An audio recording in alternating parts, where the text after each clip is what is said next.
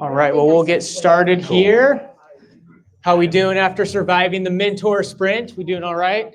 Did anybody not survive? I'm curious. Well, those that are no longer here. Yeah, We only have a few survivors. Actually, we have a ton of survivors here. But I realize we're mentor heavy on the survivors. The entrepreneurs didn't last the feedback that they got. You know, I don't blame them. I know personally the feedback that I shared was pretty harsh. Nice. But I blame them. You know, like I heard Keenan was pretty harsh too. That's what I heard. Yeah. Nice. Yeah, back there polishing turds. Yeah. All right, well, we'll get started here. So thanks for joining us for our Zero to Traction podcast live. So it's our first time bringing it in person, and looking forward to having a Q&A for all of you out here. This is our third event today of the day 3 of Global Entrepreneurship Week. So for those of you that haven't joined us all week, we are joining an international celebration of the role entrepreneurship plays in building thriving communities. We're excited in this region. We've had over 30 events that will be taking place this week. And then at the Carlson Center, we partnered with over 20 of those events that are happening. And so we're really excited about supporting founders and connecting founders to resources and people that will help them start and grow their businesses. And this is our third event here today, and I'm looking forward to diving into our discussion here, and maybe kick it away with what the Zero to Traction podcast is, and we'll plant the seed that we do want this to be interactive. We'll have a dialogue back and forth, but we also just want to hear what questions you have, and if there's certain topics you want us to chat about, we can dive in and have some fun around it. So take it away. Sounds good. Well, I think we'll start with our usual podcast intro. There you go. That way we have that for the final release. So with that, I will remember the script as best I can. Real quick, before we do the official start, is how many of you are subscribers to the Zero to Traction podcast? Nice. We've got like 50 people out here. All right. Well, we'll see if we can entertain you sufficient to get that number up a little bit higher. But with that, welcome to the Zero to Traction podcast, a podcast about how first-time founders create companies that scale. I am one of your regular co-hosts, JDM, aka Josh David Miller, sitting here on stage with my other regular co-host, Cameron. Cameron, how are you this morning? Doing good. Good to be back in studio together in person. So last time we were in our office when we did it. But looking forward to having a discussion here today and just bringing this to Global Entrepreneurship Week. Yeah, so we're live here at the Carlson Center at your magnificent space, and I know the camera angle for those of you watching on YouTube doesn't really do it justice because you're really just seeing the two of us on a screen. But it's a pretty great space with a lot of cool entrepreneurship stuff happens. So thank you very much for opening the doors here for that. And I'm curious. I know that we've talked about it a little bit on the podcast before, but on the self-deprecating assumption that people don't listen to every episode. What can you give us like a quick primer on on Global Entrepreneurship Week, and that's a week, that's a lot. It is. So why? Yeah, so the program is run by the Global Entrepreneurship Network, and they kicked this program off, I think, about 15 years ago, really with the role to celebrate the role entrepreneurship plays and really building thriving regions, and that entrepreneurs are the problem solvers of today and of the future. And so how do we wrap around those individuals and really elevating the role entrepreneurs play? And so, in Sacramento, before I joined the Carlson Center, Sac State was kind of a lead. They had, I think, probably about anywhere from 6 to 8 events that would take place during that week, but it was pretty insular just to Sacramento State. And then when we started looking at the Carlson Center and the role that we could play in kind of growing the Global Entrepreneurship Week, we kind of expanded some of those outward to bringing the community into the space. And so, and part of getting introduced to the program, they, create competitive nature as in entrepreneurship, and they had kind of leaderboards, and so a lot of it was trying to create more activities. But as I think about the role was like, how do we foster discussions and connections to support entrepreneurs in succeeding? So like just before this, we had the mentor sprint, and all about building those relationships and connections to support those founders in succeeding. Awesome. Well, cool. So happy to be taking the pod here. As you mentioned before, we'll be taking questions, then ask me anything or ask us anything, AUA, I guess. So, Cameron and I have no trouble filling the time with whatever we want to talk about. So we can actually do that. But if anybody here has some questions about the process of finding traction, what that looks like, maybe something specific to your company or anything like that, that's what we're here for. Little AMA for any questions. Maybe you just might to get have. started, Yeah. I'll ask, maybe share a little bit about what led to us kind of launching Zero to Traction, and we've had our kickoff, and then we stopped and then got back into it. And so maybe share a little bit about, for those that don't know, how we got to where we are now. Yeah, so we started the podcast last year. I think maybe summer of last year, something like that. No, it was early last year, like January of last year. And I think part of it was it was post-pandemic, and we're white guys, so we have to have a podcast. It's the law. And so we started down that path. But I think you and I see a lot. We talk to so many entrepreneurs. You talk to more than I do, but we talk to entrepreneurs all the time, and we end up seeing the same questions all the time. That there's certain every startup is different, and every startup has its own unique challenges, but that there are also a lot of challenges that people run into all the time in trying to find things. And so I think part of it was let's have this library of audio content, video too, because we do live stream to YouTube, but of content around topics that we can point people to.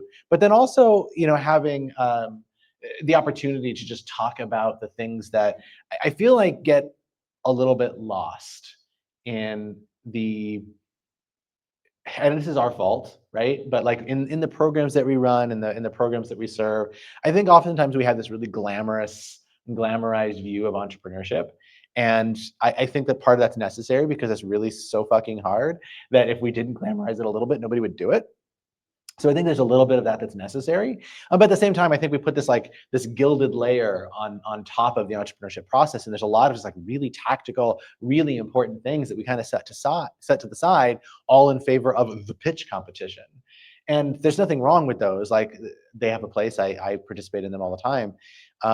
So those have a place, but it's not the be all end all. It's the process of giving a good pitch is a process of distilling a story of a good company. And so if you don't start with a good company, you're kind of lost. So that was kind of some of the impetus for me. And then I'd love to hear from you, but the quick circle back here is we ended up taking some time off late last year. I think around the end of last year. I had a kid, and yada yada yada. We got busy, and so we decided to bring it back a few months ago. And so it's now a weekly podcast. We've done one every week except for the one that we had all those technical difficulties on. But yeah, no, and I mean, for me, the similar thought process was when we were just having a lot of these conversations, I think, about the tools and frameworks that we work with entrepreneurs, but oftentimes those conversations don't always get out because there's not an event or a space in a forum. And so really trying to advance that conversation and kind of scale our discussions and the fun times that we have together. So I thought that was kind of my real intention. And I think in launching this, I realized how even our, we've shifted from having a real structured way of doing it to a much more dialogue that I think makes it more natural for us. So yeah, and that was part of we went through a learning process as we were doing this. That when we had started the podcast last year, we would decide in advance what we wanted to talk about.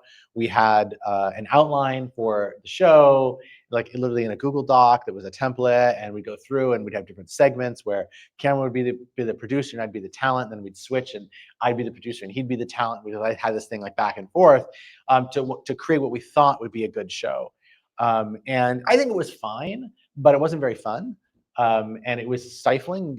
Cameron and I have a really good interpersonal relationship, and that just kind of fell through by doing that. So when we brought it back, we were our condition, I think we had the same one, is we're not going to do that. We're just going to, get on it and talk. And so I hope I'm not spilling too much information here, but we record every week, and we hop on Zoom at the same time, other than today, where we're at a different even day of the week because we're at Global Entrepreneurship Week. But where we hop on and we spend the first 5 minutes talking about what do we want to talk about today. And usually one of us will have something that is on our mind, and we can easily fill 45 minutes with that. And then we have a nice dynamic conversation. So we'd love to hear kind of what's on, for the entrepreneurs in the room, what's on top of mind for you as you're thinking about building your venture, and maybe some feedback that you heard during the mentor sprint or different elements as you're thinking about bringing your ventures, or even for our mentors that were in the space, like where did you see gaps in the entrepreneurs that you were engaging? And we'd love to hear what questions or topics come to mind for you. Yeah, Nathan. So I know you guys have talked about innovation accounting before. So can you talk a little bit about if you've kind of gotten your team together and gotten some idea of what the direction you want to go in and so on, how do you go week to week or day to day, keeping track of whether or not you're making good progress? You're way before product market fit. That's a great question. I'm going to repeat it so that the microphone picks it up here. But the question was, we talk a lot from Nathan, was we talk a lot about innovation accounting and how do you go about the process of actually doing that? You get a team together, know what direction you want to go. Like, what do you just literally do week over week in order to did I capture that right? Okay, cool. Do you want me to Go for it. Okay. So I like innovation accounting is a big thing for me. So I could fill up the rest of the day on that, but I will spare you. But the basic idea for those of you who aren't familiar with innovation accounting is the idea that in a really early stage startup, all the traditional financial metrics are functionally zero. When you first get started, they're literally zero. You have no sales. And then as you get further into the process, they're still functionally zero. So measuring like revenue and market share and all that just doesn't do you any good. Like, if you're doing a SaaS thing and, you're charging $10 a month or something like that. And let's say you have 10 customers, it's $100 a month, and, you get 2 customers churn. That's interesting. You should find out why. But does that necessitate a 20% drop in your revenue? Like, is that really the thing that matters? It's really not. It matters if it becomes a trend, right? If churn is a persistent problem, and churn is something you can measure. But just like that overall revenue number is not very useful. And so that's where we have this idea of innovation accounting, or as the old joke is, not innovative accounting, that lands you in prison, but innovation accounting.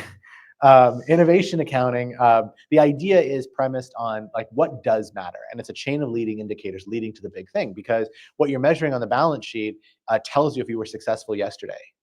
And what we're looking for is a signal that tells us, will we be successful tomorrow? And that's the shift. And so to do that, you start with that future thing, because we still need to get to revenue. We still need to get to market share, those are things. And then we reverse engineer this leading chain of indicators that, in order for that to happen, this has to happen, then that has to happen, then that has to happen. And if all these things actually happen, we get there. But if that first one doesn't happen, then we're screwed. And so that first thing that needs to happen is the thing that we actually need to measure. So in some early stage companies, that's literally customer interviews. Right? Like, you just need to be getting out there and talking to customers. And then then as you start talking to them, it's going to change from a number maybe of how many you're talking to are you getting consistency in the conversations that are there trends in the qualitative analysis that you're doing that you can pull out of that. And so the basic idea is, okay, start by picking the metric that matters, which will change over time, which is a signal that you're on the right track, and it's what matters today, not what might matter tomorrow. And they tell us today if we're doing a good job today, and if that's likely to do success tomorrow, not about reporting on yesterday. And then once you have that metric, there's a few other things to keep in mind. So one is there's a really, really big trend in startups, I think probably everywhere, honestly, but I see it particularly in startups, of what are called vanity metrics. And so these are measuring the things that just don't matter at all, but they look good on paper. And so revenue can sometimes be a vanity metric, particularly in the early stages, where it's like not that the revenue number in and of itself isn't that helpful in determining whether you're on your way toward product market fit, particularly for SaaS. And so there's something else depending on your product that's probably more interesting, something more engagement focused or churn focused or something like that. But that can be a vanity metric. But there's also lots of other things that we end up measuring. Like the classic example is how many app downloads you got from Google Play or the iTunes Store, or the Apple Store. The Zero Traction podcast download. That's what we. Well, that's different. That actually is it is a metric for us. But so don't go raining on my parade here. Watch those metrics, man. Picking a metric that doesn't really matter that much. So that's something else you want to keep in mind. Again, I could talk about solidation. So I'm going to just kind of pause there to return back to this question. So assuming that you already have that metric identified, then there's a couple of things that are important. So one is that you're always making sure that in advance, you're asking questions that are going to get you that data, not looking for that data retroactively. So it's really common for somebody to say, like, I wonder if I can get people to click on an Instagram ad or swipe up on an Instagram ad if I throw one up. And so they say, I'm going to put this ad up and I'm going to see what happens. The problem with seeing what happens is that you'll always succeed in seeing what happens.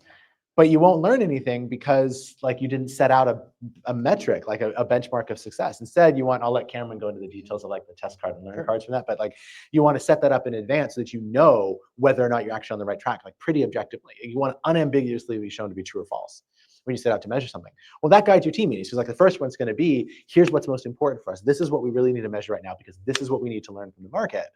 And then, okay, let's do some experiment design around that. And then once you do that, then the next conversation is, well, here's the data, right? And then you can analyze it and then synthesize it and then pivot, persevere, or pack it up, whichever is makes the most sense there. So at that point, I'm going to kind of pause. I think experiment design is really important. So yeah, no, I think just tying into that, I think that two things I would add. One is it's really a demonstration of like where you are in demonstrating value. So at the earlier stages, like when are you targeting the right person with the right value proposition, and is the metric that's demonstrating that might not be, some revenue down the line, because that might not actually be who your core customer is. It might just be a friend or family member that's trying to support you, right? And that's not the right thing to be measuring at that given time.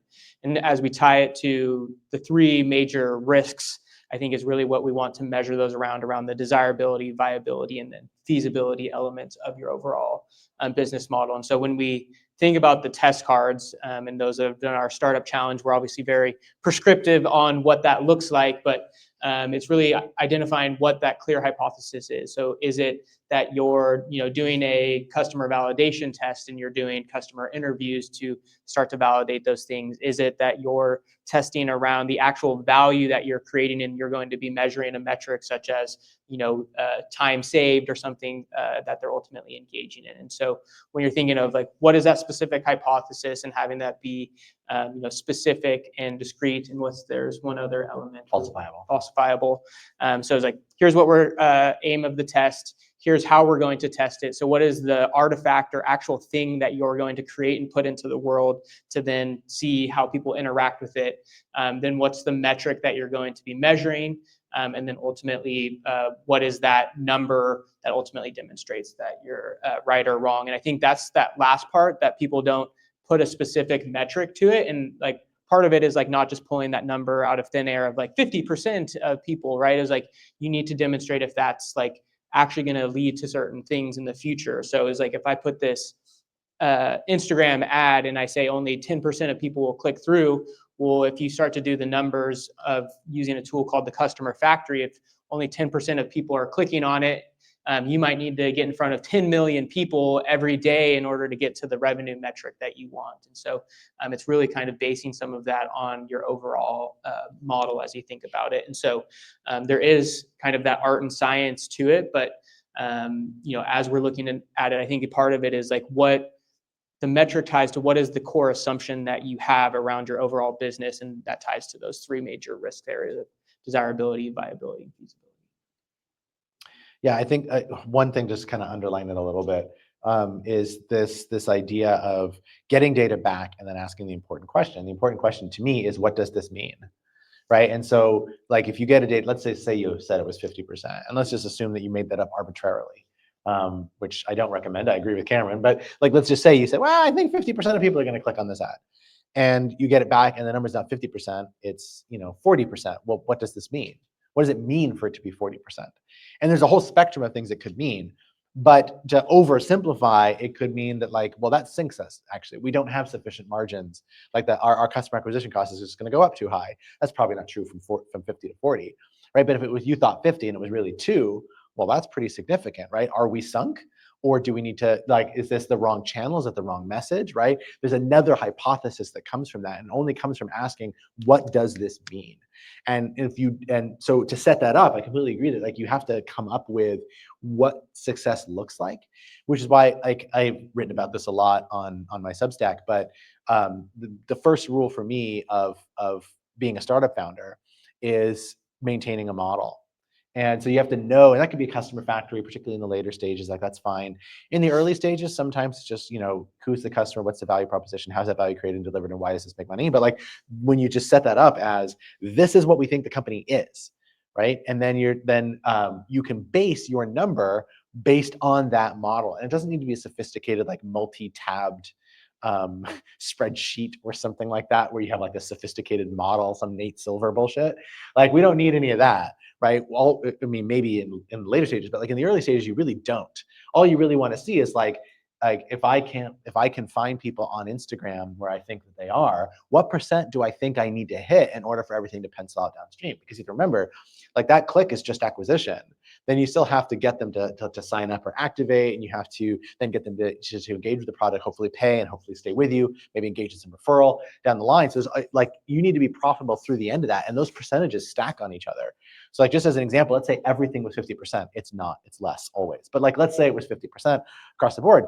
Then you're doing like, 50% click on the ad, and then 50% sign up, and then 50%, let's just say pay, and let's just stop our measurement there. So 50 to 25 to 12 and a half, which means that if you like do the math that way, that's 8 times like the 1 in 8 customers that you actually expose to on your ad are ever actually seeing it. And so we think about your customer acquisition cost. If your cost per impression is $1, it's costing you now $8 per click, $8 per customer, which maybe isn't so bad. But again, these numbers are 50% and they're not. Like on an ad, you're going to get 2%. So start doing the math there. And so that's where it becomes important to base it on something that makes sense, that's like a model. And even though you are making up the numbers, like the numbers, you can use best practices, and like you can ask the AI and it'll give you some like good directionally accurate stuff to just kind of base something on. But you can base it on something, put it into your model, say, here's what it looks like. Oh man, I can't make a business out of this, right? Or, oh man, I can, this is awesome, this is cool. Then you go out and measure based on that number, data comes back, and now you're getting what's called validated learning, and you can revise your model appropriately. And then you just keep going through that process. And that's all a startup is. Right? A startup is an organization in search of a business model. So all you're doing all the time is that. Here's the model. Here's my riskiest assumption out of that model. I'm going to test it, and then I'm just going to keep doing it until my whole model now doesn't need that anymore. And then we just scale. And the last thing, and we'll take another question, was I think when often one of the flaws I see in pitching is people do position those vanity metrics, and then they're just going to like look right through that and say, oh, you shared how many number of downloads you had. It was like, well, what's the user engagement, or what's the daily active user rate? And then that kind of opens up the flaw that maybe you're not getting the engagement, and that's a signal of like maybe there isn't actually that value that's being ultimately positioned or seen on whatever that you created. So. Yeah, and oftentimes the metrics that you're looking at, just to because I don't think we actually said this, oftentimes they're not even obvious. So like we've only used obvious things here, like click rates and acquisition rates and all that stuff. But sometimes like we had one startup that we were working with a couple months ago where the metric was devices on dudes. Like it was a device and software play. It was a razors and blades model. And so like the actual early revenue it's not very interesting, but the more devices that he can get on the people who need to wear these devices, then for reasons that don't matter here, the more likely he was going to be positioned for success in monetization in the future. And so the right metric for him was, am I getting devices on dudes? Sorry. Did we sort of answer your question, Nathan? Okay.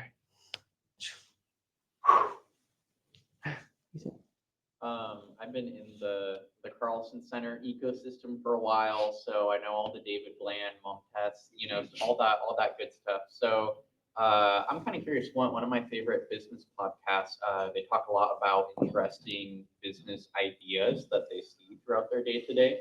So I'm curious. Both of you see a lot of businesses on a weekly basis. Any ideas that stood out to you, or opportunities that stood out to you that you think are interesting?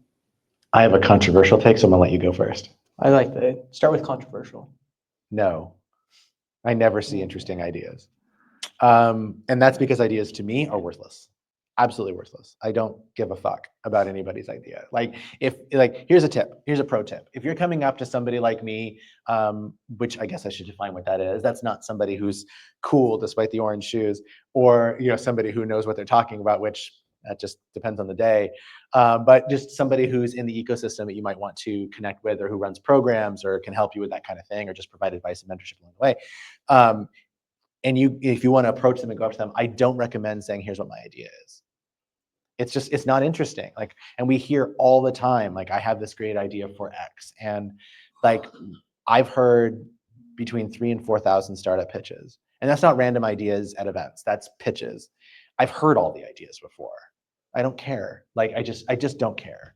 And what I do care about though is what have you done with it, right? Because you'll never hear anything truer in entrepreneurship than this, and that is that, you know, investors, programs, and the like will all day long put money and time into an A team with a B idea, but they'll never put their time and resources into a B team with an A idea, because it's your ability to do something with that. So I hear all the time about founders working on something cool and they have some cool progress that they can show from that. And I'm like, that's amazing. Like, you fucking rock. Like, we need to talk. I meet those people all the time. We're a great ecosystem. We got awesome people here. But the ideas in and of themselves are, I think my own ideas are awesome. Like, I'm a normal person. I come up with ideas. I'm going, that's the shit right there. That's going to sell. But as far as like hearing other people's ideas, it's pretty rare for me to hear something that I'm like, oh, that's cool and interesting. And it's, again, because I just, the volume of ideas I hear, it's like, you know, yeah. So there's my controversial take.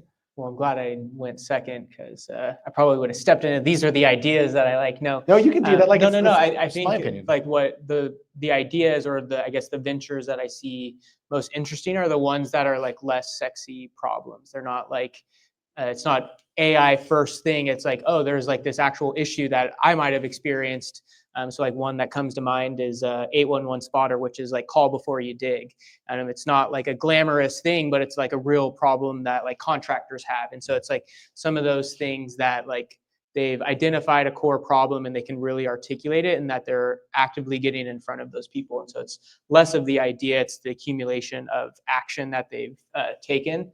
I think to one of Josh's points, in relation to like what's exciting is like the progress, but like people actually going and doing something. And what I find often is like people want me to go do the work, or like, hey, here's a you know, I just need someone to help me find, or I need you to help me do this thing. I was like, that I'm not just going to go do the thing for you. If I did, I would just build the business and trying to do that. And so I think it's taking some of those steps and saying, hey, this is where I've tried something, this didn't work. You know, do you have ideas or connections to support in that? Versus I have this idea, you know, what should I do with it? You know, a lot of it would just go back to like, you know, have you talked to your customer? I was even, you know, chatting with someone during the mentor sprint, and they, yeah, there's a cool idea in it. I think it was like a truck or something of that sort, and was like, have you gone and talked to truckers? And they hadn't gone and talked to the target audience, right? And so it's like getting out there and doing some of that work. And so the idea is interesting, but going in and actually talking and getting that feedback. See, you actually should have gone first. Because I actually really like how you answered that question. Like, I could have answered it that way, and I didn't think of it at all. Instead I was just a dick to Ethan. But It's not the first time. No, not the first time. Ethan knows me. I'll give you some personal patterns for me, since that's kind of what you had there. So I tend to like B2B. I don't like B2C so much.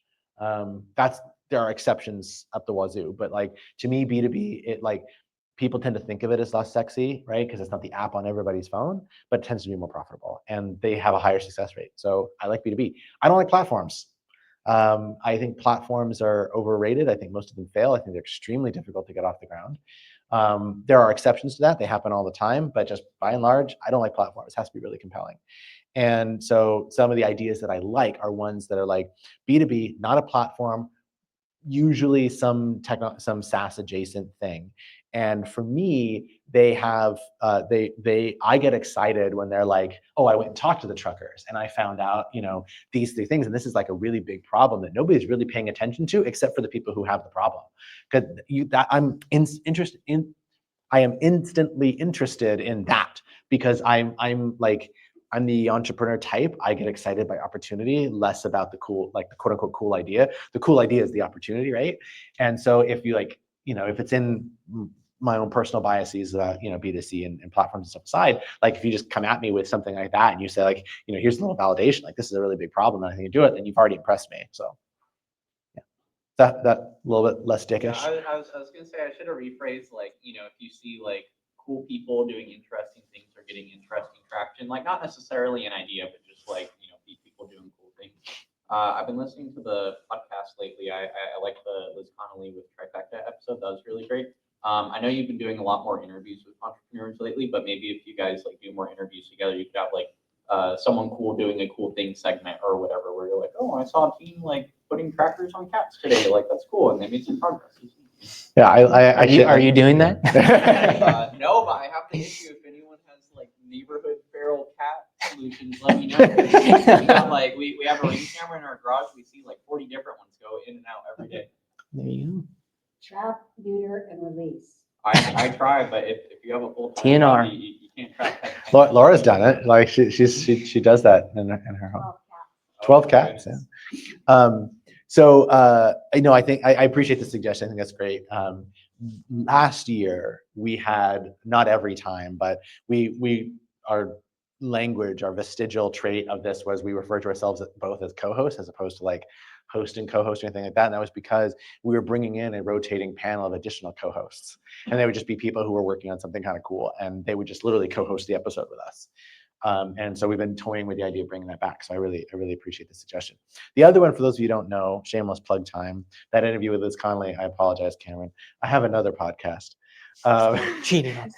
I am, like, shameless. One, he's actually paid to do it. Well, yeah.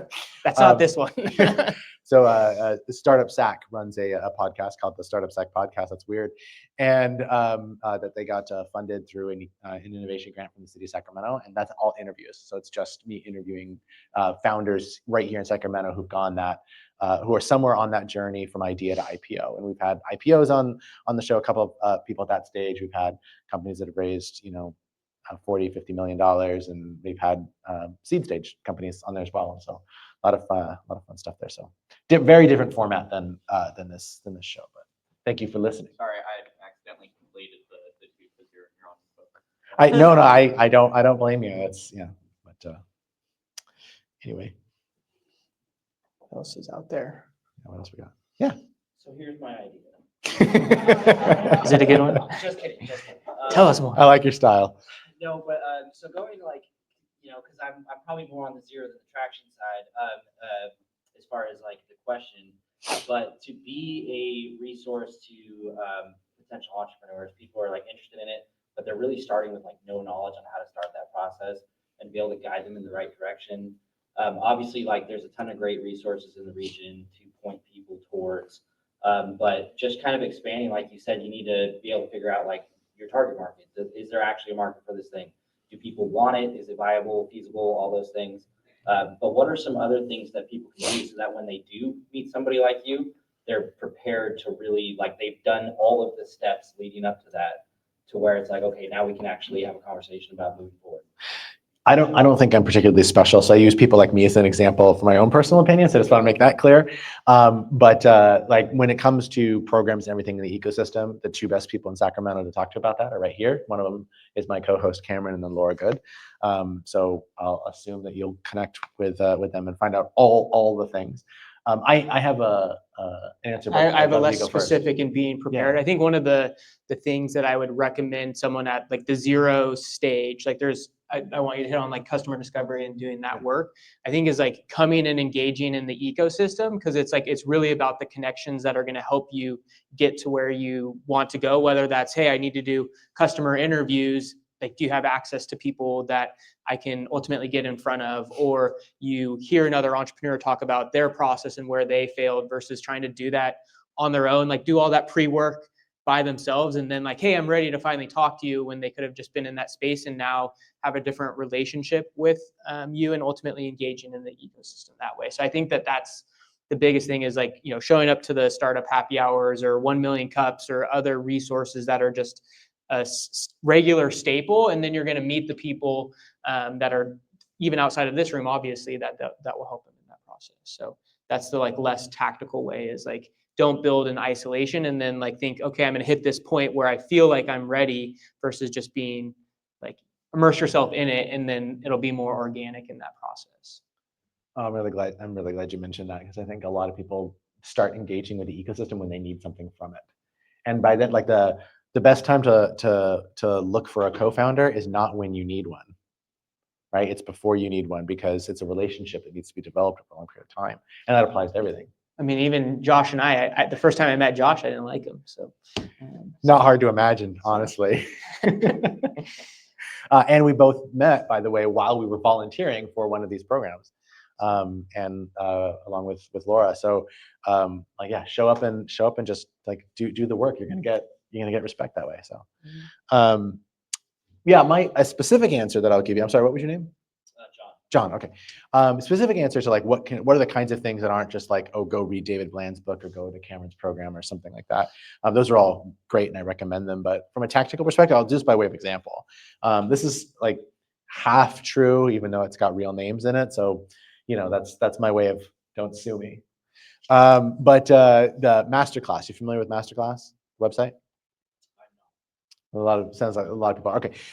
So basic idea of Masterclass now is that people who are professionals in a field record online classes for those who want to do better at that. One of their initial things was to like learn from Thomas Keller how to cook better in your own kitchen, right? So it's basically the online courses, but taught by, some serious people. Like they have like Academy Award-winning screenwriters. I think Stephen King has a course on there on novel writing. Like they've got big names on there now, and they've been successful for a while. But they're a great story in terms of how they got started because they did exactly what you're talking about. So one of the things that they recognize, and I don't know, again, we apply some regression to the curve of reality when we tell these stories. So I don't know like when and how they learned this, and we end up giving them a lot of credit. And I don't know, how that actually works, but we'll go with the avatar here. They said like, okay, the technology part doesn't matter. Like a platform, e-courses, video, like who cares, right? Like that's not interesting. Most founders, their instinct is going to be, well, let me build this platform and see if I can sell it to some people. But that's not the interesting part. And so like, if you think about something similar to innovation accounting, right? It's not a metric, but it is vanity action, right? So it's what I call procrastivity.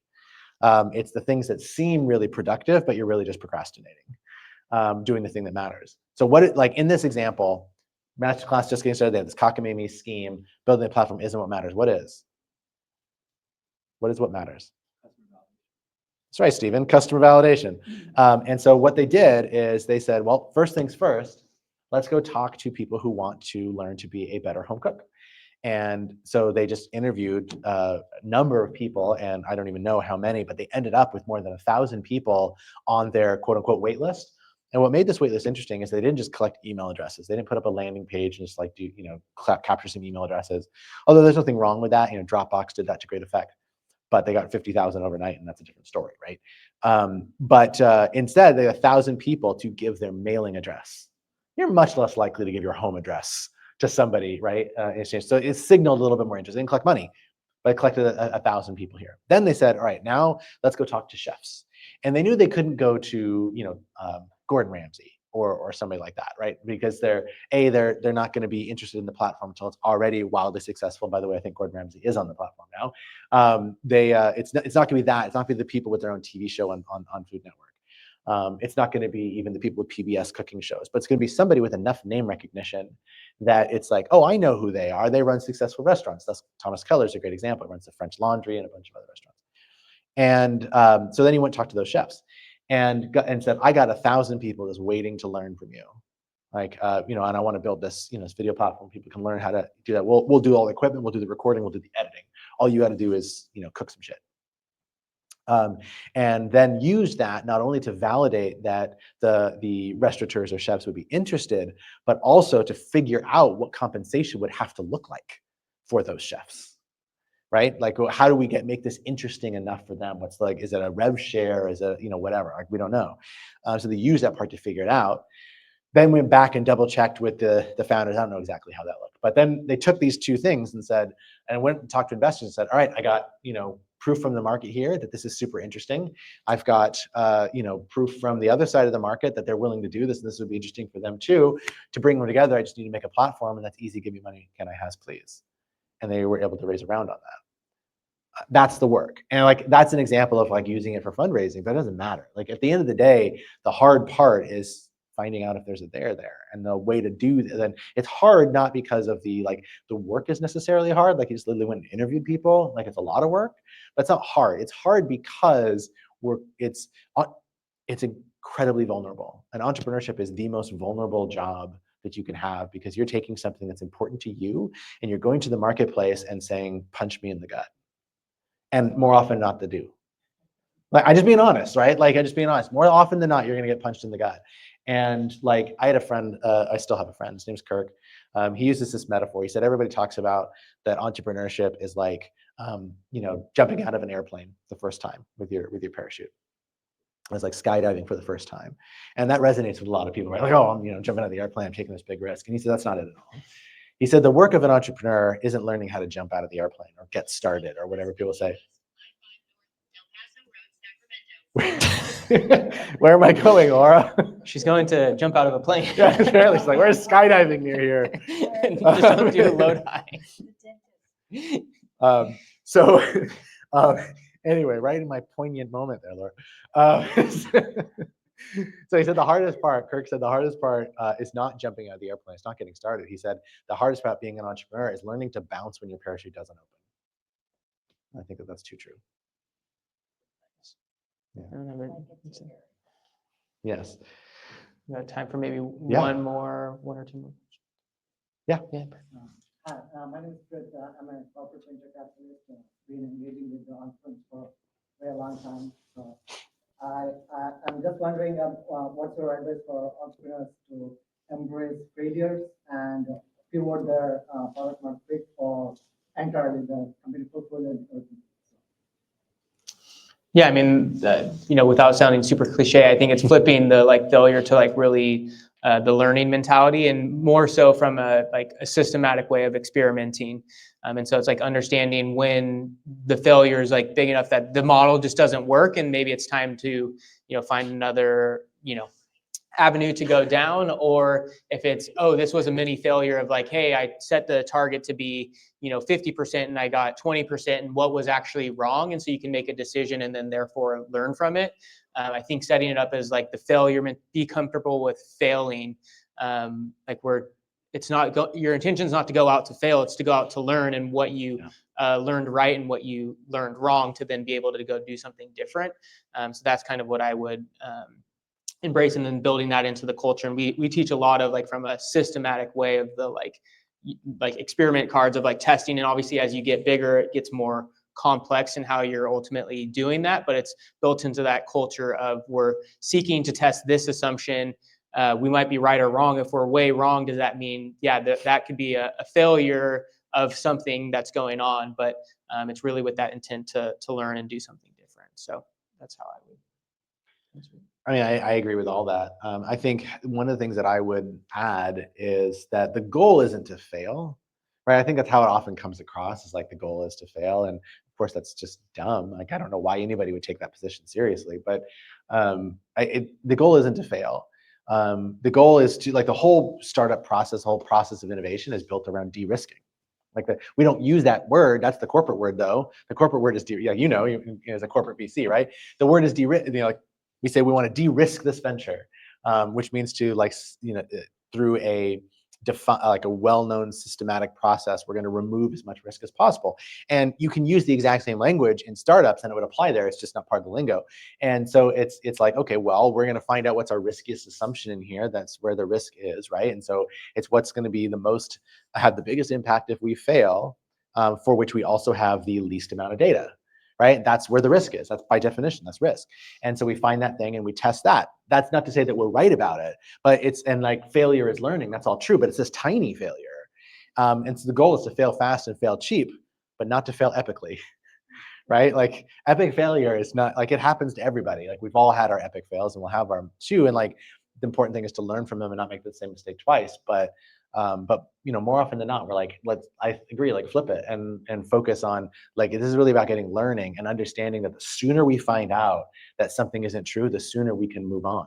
Whether that's moving on, pack it in and move on, or whether that's just a pivot, right? John here again. Hi, John. John's back. So I hear all the time from entrepreneurs and people at entrepreneur events, oh, you need to just start, just take that first step, whatever that first step is. But I feel like that kind of contradicts the doing the groundwork ahead of time to de-risk your venture if you're actually going to act on it. So I don't know. I feel like there's just kind of a disconnect between those two things that people are hearing. So like at what point, obviously you can take that first step, and that first step could be like doing the market research, going and actually getting customer or potential customer feedback and all of that stuff. But I know it seems to me like a lot of entrepreneurs, they just like, oh, I'm gonna go file, for a business license and all this stuff. So Yeah. Go for it. I think I just first want to validate the question because I think it's really great. There's two different things, and there's a balance that's absolutely necessary between like doing and doing smartly, right? Like you don't want to like go and blindly do a bunch of stuff because then you're not de-risking it at all, right? And like if you think about using risk to guide your actions, go and creating the business license, unless you actually have a regulatory, legal, legislative, or financial risk to getting that license, like that's not where the risk is right now. And so like we're doing something that feels productive, right? It's like, oh, I got a business license. And by the way, I'll offer another controversial opinion. Same thing applies to patents most of the time too. It's like, oh, I got a patent, to this cool thing. I'm like, okay, and you can afford all the lawyers to defend that patent? I didn't think so. So like, it's just not the thing that matters right away. It's not where your biggest risk is. Your biggest risk is that you spent thousands of dollars and a couple of years of your time patenting something you can never sell. So like that's kind of how I think about it. So it's like, how do you find a balance between those two things? And while I do land on the side of being biased toward action, I think when all else being equal, always favor doing. So if you reach a point where you say, I'm not sure, the answer is to do it, because what we're feeling in that moment is probably resistance preventing us from being vulnerable. But that does mean that there is a baseline level of work. And to me, that baseline level of work is identifying where the risk is. And so if you there's David Bland, I think, calls it assumptions mapping in his book, Testing Business Ideas.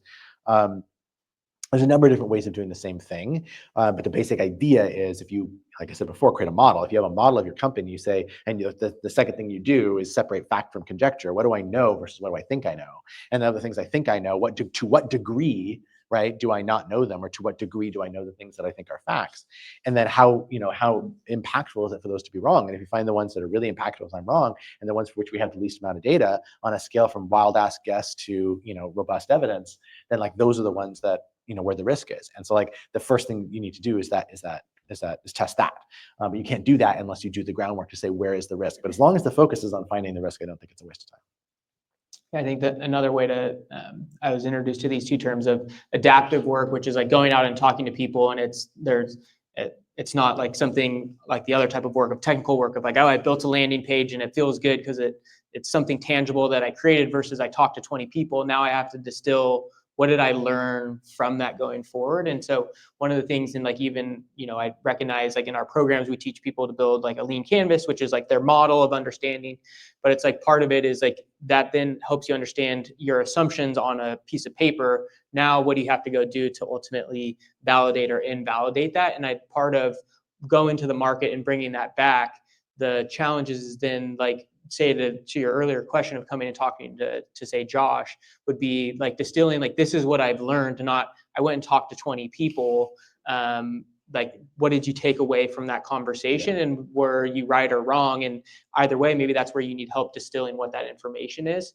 And oftentimes one of the things I see is like, they'll create a lean canvas or some sort of tool, business model canvas, and then they come back 2 weeks later with new ideas on top of it, but not having actually got those ideas from customers or from the market. It was just them continuing to think about the tool itself and ideating around the tool versus getting more nuanced by what the market's actually saying. And so you need to ultimately bring that back and make a decision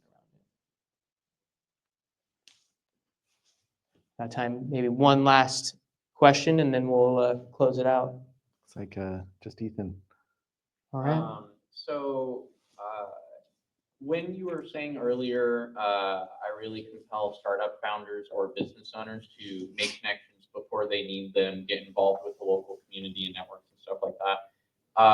I relate to that a lot because, like many entrepreneurs, I feel like an immense amount of pressure to get something going very quickly, to get traction very quickly, to build something, have some kind of evidence, some kind of revenue, something really quickly.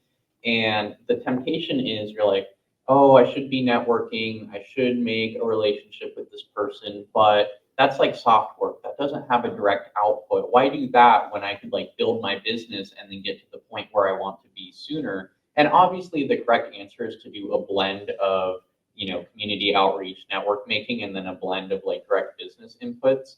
But how do you balance that when you just feel like a lot of pressure to get traction immediately, and you're like, oh, like I should just be talking to customers, building out my websites, doing like customer calls, testing ads or whatever, and you feel like you don't have enough time already. I mean, I think the way I would take that is like, what are you trying to learn in that process of like talking to all these different types of people? And so if it's like, okay, I see the next risk I have is I'm trying to build something technical and I'm not a technical co-founder. It's not just attending general events, it's attending like SAC Tech or other things that are related to that industry. And so it's having intentionality for the networks and things that you're plugging into. And it's not like, I think the mindset sometimes comes across as like, oh, I'm going to just take from this thing and then I'm on to the next one. And it's about having the consistency and showing up and supporting that ecosystem. And then when you do have something is like, hey, I'm at this point where now my next major risk is that I need a technical co-founder. You have those relationships, would be kind of how I would think about it. So it's continuing to just plug into those with an intentional way, but not with like, I'm just going to take from that particular partnership. Yeah. All right. You want to close us out with start with frivolous thoughts? I need to think of mine. So for those of you who don't know, as we reach the end of our time together here, we end each episode with a frivolous thought, usually something that doesn't have anything to do with startups, although there are exceptions to that, just to end on something light and frivolous, the frivolity, if you will. And Cameron asked me to go first because, as normal, Cameron didn't come to the table with anything, and I'm vamping because neither did I. So I will say this, actually. So I do have one. This will continue my my series of like television-based ones. So which is weird because I actually watch very little television. I have a toddler, but I did start watching what is the reboot of Matlock. And I don't know if anybody else has seen it. I've only watched the first episode, and then I was like, I think my wife will like this. So I'm waiting for her to watch it. And it's been a couple weeks, so then we'll watch it together. But here's what I think is really interesting about this TV show is that it's not a reboot of Matlock, and I'm not gonna. There's no spoiler here. Like in the first scene, she said she's named like that she her name is Matlock, like the old TV show. Like they're not trying to like it's not. It's not like, oh, this is the daughter or like something like that they do. So like the Matlock TV show exists within world. It's just like a really weird way of doing that. And all the B characters in the show they're fine, but they're like any legal drama. But what I actually found like phenomenally fun is that Kathy Bates is playing Matlock, Lady Matlock, and she is just so exceptionally compelling to watch in that role, and it's easy to forget how phenomenal an actress that she is. I mean, her career spans so long, but I found myself not caring much at all about anybody else in the show, and only getting through this first episode by saying like how fun she was to watch. And it's very rare to get that from a TV show. And like, can that hold a show in the long term? Probably not. But maybe the season does get better. But like, if you just want to watch like Kathy Bates do fine work, watch Matlock. She's crazy fun. Nice. Well, thanks for giving me time. And I didn't come up with anything super creative. And I don't know if this was on our one of our earlier ones, but one of our neighbors over the weekend put up their Christmas tree and all the things, and with the Thanksgiving, and so it's just interesting how quickly like those holidays are coming before other ones. Like Katie, my wife, she just went into like Green Acres, and they had like all this stuff, and it's like they're selling like way beforehand these days. And so it's like just surprising how quickly those holidays are coming. And so that's been throwing us off as like, hey, we still are keeping our pumpkins out and doing all of that stuff. So that was my well, speaking of like controversial frivolity here, like what is the date on the calendar where stores can start putting up Christmas things and that homes can start being decorated for Christmas? I think like the Black Friday, right after Thanksgiving. After Thanksgiving. I agree with you on that, but I think we lost this battle. We have. We lost this consumerism battle has got us. Yes. Okay. What about you guys? What's the date? They know. November 24th. We have our Grinch in the Laura Good, the Grinch. Well, we appreciate you joining us for our live session of Zero to Traction, and appreciate the questions and engagement. Just in kind of, I'll do a Global Entrepreneurship Week close and then you close Yeah. us out. But next for the week, we have the NorCal AngelCon pitch event taking place this evening. So this is a culminating event of an angel investor training that started in April and May. And then they're going to be making a selection into one company for a $100,000 investment. And we're really excited to see who they choose. We'll also have a few student teams pitching there for some cash awards as well. So join us up at the Growth Factory up in Rockland this evening. And then tomorrow we're back at it with a few events here in the Carlson Center. So we hope to see you, and thanks for being here. So to you to close us out. Yeah, so thank you so much for being here in person, watching on YouTube, or listening in the podcast feed. Really appreciate it there. For those of you who are here in person and want to, you can always find the show on any of your podcast feeds, but you can also go to Zero to Traction. I think it's zerototraction.show, but zerototraction.substack.com, and you can put in your email address there. It's free. There's nothing paid there, and so you can get the emails or the show notes and and all that every week when we do an episode. And speaking of which, for all the rest of you, for the subscribers out there, I have to say it. I'm required by podcasting law to say it. Please like and subscribe on whatever platform you're listening to this. Podcast spread almost entirely by word of mouth, believe it or not. And so, tell a friend if you thought it was interesting and valuable. And if you didn't, still leave a review, because believe it or not, it still works. So feel free to trash us on iTunes, and that'll be fine as well. We just appreciate the review and helping us get the word out. And with that, we'll see you guys next week. All right. Thank you all.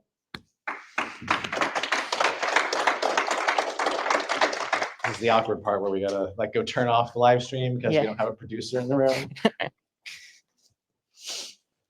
Should probably turn this off before I say something I'm gonna regret.